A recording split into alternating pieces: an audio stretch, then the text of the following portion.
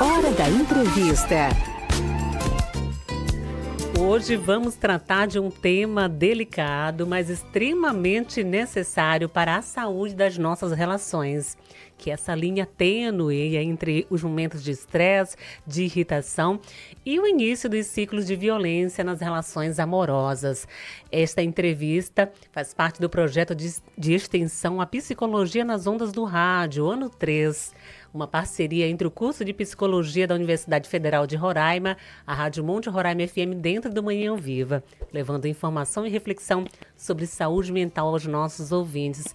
Para conversar sobre esse assunto, recebemos a doutora em Psicologia Maria do Socorro Lacerda. Bom dia, seja muito bem-vinda ao nosso encontro mensal.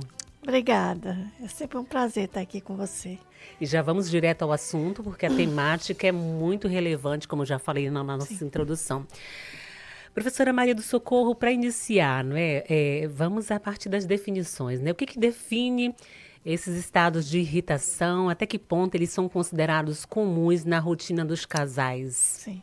Você disse uma palavra perfeita, comuns. É comum que os casais tenham, vez ou outra, algum tipo de atrito, alguma coisa mal resolvida, mas que eles naturalmente conseguem, né, lidar com isso, seja conversando, ou seja porque aquilo é irrelevante na relação, né? Acontece que, às vezes, a coisa toma uma proporção porque nesses estados de irritação, a teoria diz o seguinte, que quando há o silêncio, esse silêncio, ele machuca mais do que a fala, porque esse silêncio faz com que esse estado de irritação, que num primeiro momento poderia ser sanado com uma conversa, né, com um diálogo, cada um colocando seu ponto de vista, esse silêncio afasta. E aí aquilo que poderia ser facilmente resolvido vai tomando uma proporção muito grande, que às vezes, quando o casal resolve dialogar, já tem muito machucado, já tem muito ressentimento, e aí muitas vezes não dá mais para que haja ali um consenso entre as partes. Né? Então, assim, só para concluir, esses estados de irritação eles são naturais na relação. Em qualquer relação. Não é porque duas pessoas se escolheram, se apaixonaram uma pela outra, que durante a vida elas não vão ter momentos de indefinição, momentos de que um está chateado com o outro, às vezes até pensa em se separar. Isso é natural. Né? É diferente do que a gente tem visto, né, atualmente, que são violências muito grandes, né, de pessoas que não conseguem conter mais assim, a irritação e que cometem atos muito graves de violência contra o outro. Já falando, né, sobre violência nas relações amorosas, o que caracteriza essa violência nas relações amorosas e quais são os fatores que mais contribuem para o surgimento desse tipo de violência atualmente? Pois é natural que haja conflitos e, né, um certo afastamento, até porque, assim, para que eu tenha a minha própria alteridade e eu não me confunda com o outro, eu preciso me desvincular dele. Mas se desvincular não quer dizer que eu não faça parte daquela relação. Acontece que a gente tem vivido tempos de muito narcisismo, as pessoas muito intolerantes umas com as outras, o ponto de vista do outro. Eu muitas vezes nem quero pensar no ponto de vista do outro, eu só quero ver aquela questão pelo meu ponto de vista.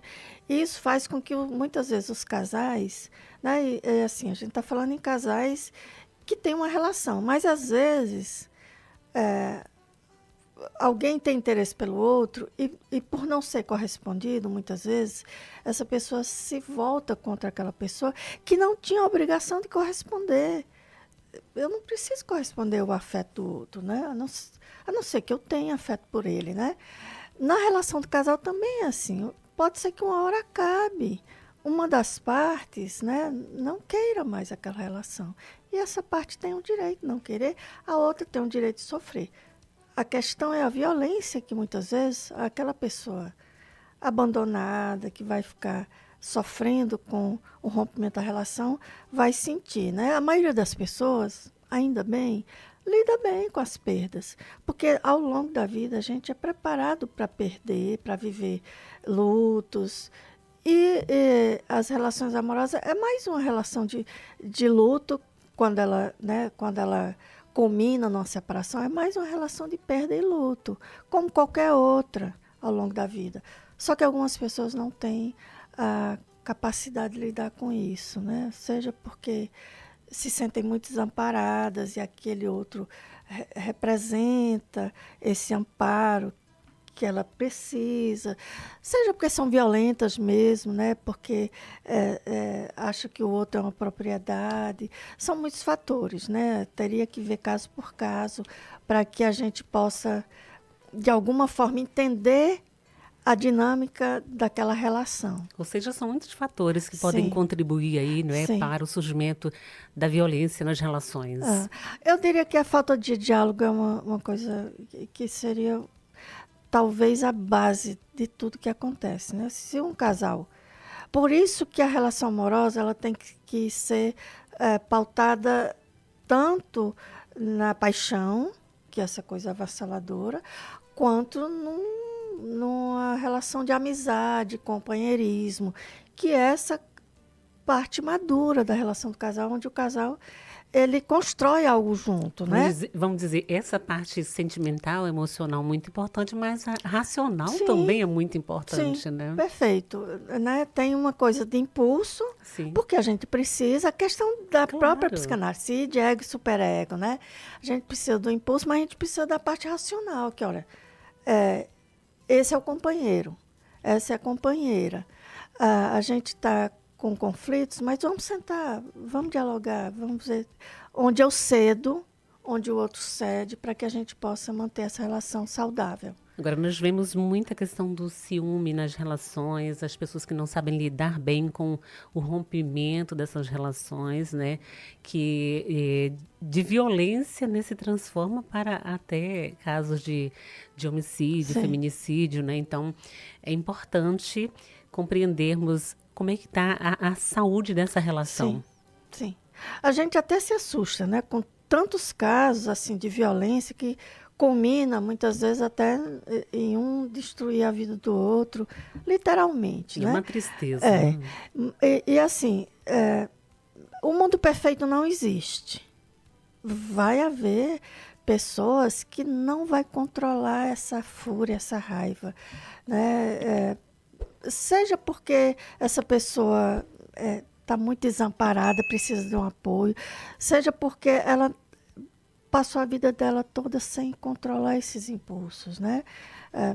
Uma fórmula perfeita para que a gente resolvesse isso, se houvesse, seria maravilhoso, né? A gente não teria tantas dificuldades, por exemplo, e até leis que nos protegem, né? Exatamente. Estamos aqui duas mulheres, a gente tem, eu digo para as alunas que a gente tem hoje, naturalmente, muito mais proteção do que a minha avó teve. Exatamente. Porque a gente hoje tem leis, a gente tem tipificações penais, isso quer queira, não impede, mas isso quer queira, quer não, para aquelas pessoas que ainda têm um certo controle da sua impulsividade, isso é um fator que pode brecar essa violência, né? Para aquele que não tem, não adianta, não vai ter lei que impeça. Agora, que atitudes ajudam aí os casais a lidar, né, com a irritação, que já falamos que pode acontecer, é normal acontecer nos relacionamentos, né? Mas como lidar com a irritação de forma saudável e evitar que esses conflitos se transformem em violência, porque eles podem progredir também Sim. para a violência. Numa relação amorosa nunca é tão simples a gente perceber que a gente está, né, silenciando quando deveria falar, ou se irritando demais quando ele deveria também se controlar. Acho que cada um tem o papel de perceber que algo está começando a desandar naquela relação para até colocar na balança, né? Eu quero manter essa relação é boa para mim. De que forma a gente pode sentar e conversar, né? Às vezes se o casal for um casal aberto, né? Os dois forem abertos um com o outro, não precisa nem de uma terceira pessoa, que seria um terapeuta, né? Eles podem, ao longo da vida, sentarem, resolver suas crises, né? E cada um ver o quanto do outro é importante na vida dele, né? Exatamente. Agora, qual é o papel da psicoterapia de casal na prevenção e no enfrentamento da irritação e da violência nas relações amorosas? A psicoterapia de casal tem uma fama, às vezes bem ruim, de que separa as pessoas. Não é isso que acontece. Da autonomia. Sim. Acontece que, às vezes, principalmente quando a mulher se empodera, né? Essa palavra é tão falada hoje. Quando a mulher se empodera, ela não aguenta qualquer coisa. Isso, muitas vezes, o homem não está preparado para lidar com esse empoderamento feminino, né? Na relação, uma terapia de casal, ela também não é para o casal se reconciliar. É para o casal pensar naqueles pontos que estão ruins na relação e eles dois, a partir dessa mediação com o terapeuta, eles dois encontrarem o caminho. Ninguém vai dizer, olha, separa, ou olha, permaneçam juntos, porque vocês têm uma família e tudo mais. Não é isso, nem uma coisa nem outra. Amadurecer. Na verdade, qualquer terapia, né, é para que a pessoa amadureça e perceba que precisa mudar. E qual é esse momento que o casal deve considerar iniciar a terapia de casal? Quando um dos dois começar a sentir que tem alguma coisa muito ruim na relação e sente. A gente está retomando esse ano o atendimento de casal, mas a gente há algum tempo atrás fez um atendimento de casal e, por incrível que pareça, eu acho que até já falei aqui num dos nossas entrevistas que muitas vezes são os homens que procuram, eles que ligam. Porque, às vezes, ele percebe que a mulher está mais distante, né? E eles ligam solicitando. Informação porque a mulher tem uma coisa, a mulher suporta muito. Mas na hora que a mulher decide, ela não volta mais. E aí eu acho que isso amedronta o homem, né? Então, percebeu que tem uma coisa que está travancando, não estão mais assim se suportando, né? Procuram ajuda. Com certeza. E onde é possível buscar essa ajuda profissional, professora Maria do Socorro? Sim. Olha, a gente está, como te falei, a gente está recomeçando esse tipo de atendimento lá no SAP da universidade, né? O Serviço de Atendimento Psicoterápico, ou psicológico, aliás. O contato é 95-8113-0623. Falar com a Andresa, ela vai anotar o nome dos membros do casal, as idades, e aí a gente vai, ao longo desse semestre, ao longo desse ano, chamando os casais para que eles possam e vale enfatizar experimentar. Que é atendimento gratuito. Gratuito. Experimentar. Eu te esse tema é muito interessante para mim, porque foi o tema da minha tese. E aí é incrível os resultados que a terapia de casal promove numa relação. Eu deixo aqui o convite a todos que quiserem, lembrando que não é para se reconciliar, nem é para se separar, é para que voltem a dialogar e ver a importância dessa relação para os dois. Perfeito. Eu quero agradecer aqui sua participação na nossa entrevista de hoje. A professora Maria do Socorro Lacerda, doutora em psicologia, aqui nessa entrevista que faz parte do projeto de extensão, que já estamos no 3º ano aqui, que é o projeto A Psicologia nas Ondas do Rádio. Muito obrigada aí por mais um encontro, mais uma orientação aqui, informações relevantes para a nossa sociedade. Muito obrigada. É sempre um prazer estar aqui. Eu queria aproveitar rapidinho e divulgar aqui para os estudantes de psicologia, para os psicólogos, para as pessoas que se interessam por psicanálise, que no dia 6 de maio nós realizaremos o 3º seminário de psicanálise da UFRR.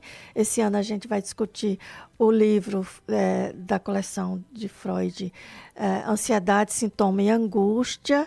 É um livro muito importante que Agora, em 2026, completa 100 anos.